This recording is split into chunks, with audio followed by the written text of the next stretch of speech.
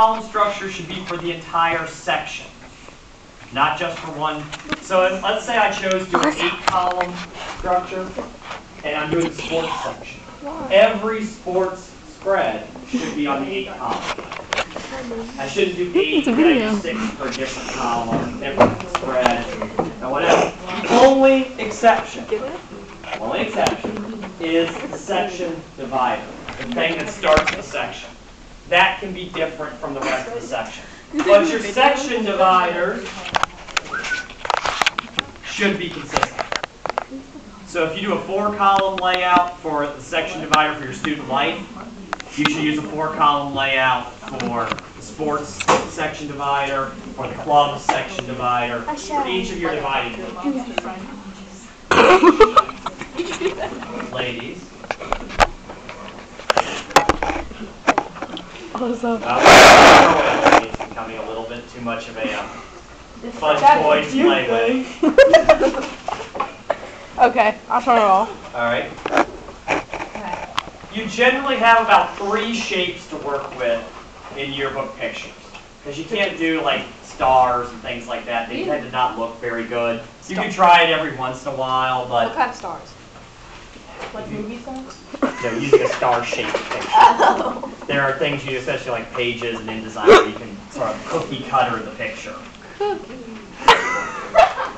Sorry. Okay, I'm done. Anyway. You've got 3 basic designs. You have horizontal rectangle, vertical rectangle, and square. I'm glad you have a favorite. Most people, I don't think, give it that much thought, but if you did, great. So those are your shapes. You don't want to create design problems by using weird shaped things, at least when you're first starting out. What kind of shapes are weird? Circles. It's unusual. They don't lend themselves as well to getting your pica margins, to putting captions with them clearly. It can be hard to tell which, if you've got like a bunch of circular pictures, it can be hard to tell which caption goes with which picture. Ovals also share some of the problems. I would basically say, when you're first starting to do layout designs, stick with squares and rectangles, because they're much easier to lay out in the column. Later, you can start getting a little fancier, start messing around with some of the circular or oval, things like that. But if you look at yearbooks, they tend to focus a lot on squares and rectangles for their pictures. It's what they do. And they do it because it works. Someone brought up yesterday that a lot of yearbooks look very similar. If you look through your yearbooks from previous years, your middle school ones, you're unlikely to see giant differences between them. What do you mean? Well, think about it. They're going to contain a lot of pictures. Most pages are going to have that 5 to 7 pictures on them. They use very similar styles for how they put the pictures on the pages. Again, a lot of squares and rectangles, not a lot of anything else. Color usage is always going to be limited because color is expensive. So there's going to be some similarities between a lot of yearbooks. Putting this on my screen. Part of that's tradition. The yearbook rules in a lot of ways are traditions that have been handed down from yearbook to Oh, what's yearbook. going to be on YouTube? I'll proclaim they're like sacred traditions or anything, but they're there. There's also this idea for a lot of yearbooks that they don't want to reinvent the wheel. Because what do you think most yearbook classes do when they come in on the first couple of days? Play. What do they do that's actually work productive to some extent? Decide on the theme. Theme is going to be a major part of the decision. And a lot of what they do to help with that theme is look at magazines and the previous year's yearbooks. See what we've done, see what worked and what didn't. And it's also giving them ideas about laying it out. You know, I like what they did in this year's yearbook. They did this thing. This one 3 years ago had this really cool graphic with it. Can we find some way to incorporate that again? So there's a lot of times yearbooks are borrowing from old yearbooks and other sources like that. Yeah, buddy. Class can be done in about 5 minutes actually, 11:25. Stop it! Yeah. Y'all are violent. Lick her foot. That's fine. I've got to get better about it. So. All right.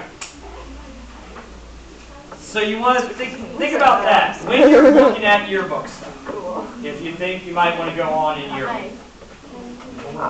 I'm going on to yearbook next year. I've changed my mind. Remember I told you I wasn't going to? I'm going to. Your work is generally very good, so I'm pleased that you're making that decision. I think you'll be a big help on that yearbook. I'm not. That would be Would I be a big help? You're capable of doing the work, we just like to do it. Oh, that's mean. I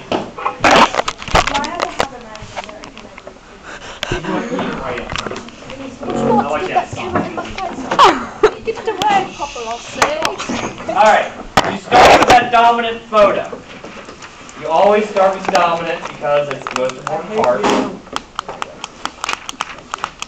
This fascinates me. And then you're laying in your other candidates after that. Sharon! Okay, come here, let me see something on your, come here, I want to write on you. I'm taking a I want to write on you. He goes, I was asking him, do that coffee or something like that. One thing you want to think about while you're doing it. What are you doing? Column design. And where you view your pictures. You don't want all, like let's say, Alyssa said she liked the horizontal rectangle. Yes, I So now you get to be the example. They're my favorite. You would not want all your pictures in a spread to be horizontal rectangles. Mine. You would maybe start with, let's say, you start with your dominant photo. And your dominant photo is a horizontal rectangle going across your center. Yes. After that, you probably would position a couple more horizontal rectangles. You want there to be consistent together. Using similar shapes helps. So take a couple more photos that are horizontal rectangles and place them. You throw in a vertical one. 4 horizontal, or 3 horizontal, a vertical, and a square. Not a circle. Because we're not using circles yet. Lindsay. Let's put the camera away. Yes, sir. Cameras are against my religion. So you want to consider